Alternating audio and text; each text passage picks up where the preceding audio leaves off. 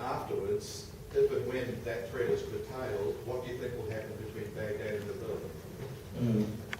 A very interesting question. I think that the war with IS will continue for some time, considerable time to come. IS's advance has been halted, and the Islamic State is not going to, contrary to some of the more kind of hysterical predictions of the summer, IS is clearly not going to be in a position to make a push for Baghdad any time in the immediate future.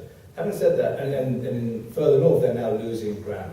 We saw Jalala and Saudiya, these towns taken back by the Iraqi security forces, and the Kurds pushing back in the plain between Erbil and Mosul, pushing the IS back, and Baishi, a whole number of towns have fallen back into the hands of Iraqi security forces. Having said that, further south towards Baghdad, in Anbar area, IS is still strong, still contending for the city of Ramadi, and certainly further west towards the border, they're still firmly entrenched.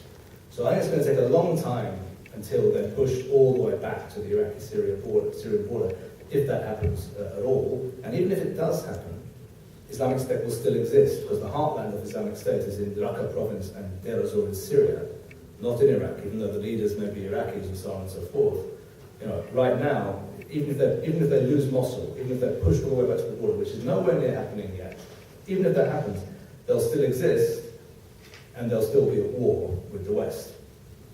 Because President Obama, as we know, laid down his goal as being to degrade and ultimately destroy the Islamic State. Well, if you want to destroy the Islamic State, you have to destroy it in Syria. You can't only destroy it in Iraq.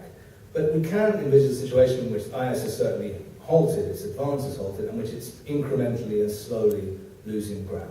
That's what currently is taking place. What are the implications of that for relations between Baghdad and Erbil in the period ahead? Let me first of all say that I was last in Erbil in mid-August. I spent quite a bit of time there, and I was last there just after the threat of ISIS incursion into the city had been turned back. And with regard to Erbil's ambitions, or Kurdish ambitions in northern Iraq, vis-a-vis Baghdad in the period ahead, let me say the following: there is no such thing as a cost-free, poor military performance. Right? No such thing as that. If your army performs badly, there will be political implications for that. The Peshmerga and KRG and Barzani were basically saying to the Americans in recent years the following line.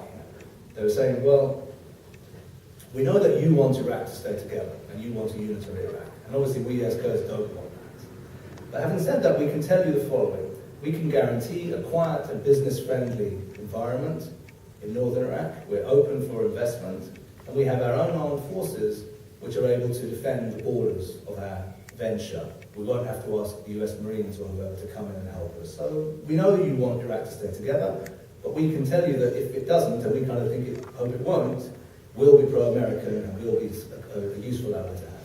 After this summer, they can't maintain that anymore. Because if they would sell it to the Americans can say, well, actually, that's not true, is it? Because when you got into real trouble, when ISIS was pushing in from Syria, actually you needed the United States Air Force to defend your capital. Had the US Air Force not begun strikes against ISIS on its way into Erbil in August 4th of this year, Erbil would have fallen, and tens of thousands of people would have been slaughtered. This is with absolute certainty. And I visited the Peshmerga front lines in August, and it was around 40 kilometers. ISIS was around 40 kilometers from the city. And what stopped them was not the Peshmerga, what stopped them was the United States Air Force.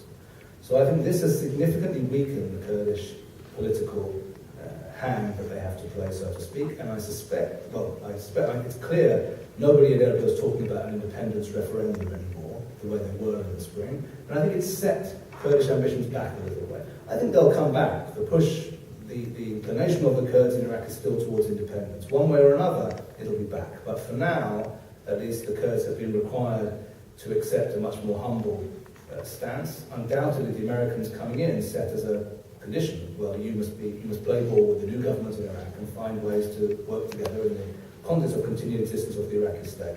For the moment, at least, that's where it's going to be. The longer term, the Kurds will find another way back to independence aspiration, I think. But right now, they've been deeply humbled, so to speak, by the events of the summer. And from an American point of view, if the goal is to keep Iraq together, I guess that's kind of quite good. It's just that, unfortunately, as we can see, this Iraq, which is going to stay together, is going to be an Iraq in a state of civil war. And that civil war is going to be conducted on the basis of sectarian and ethnic loyalty. between three population groups, the Kurds in the north, the Sunni Arabs in the middle, and Shia Arabs in Baghdad and further south.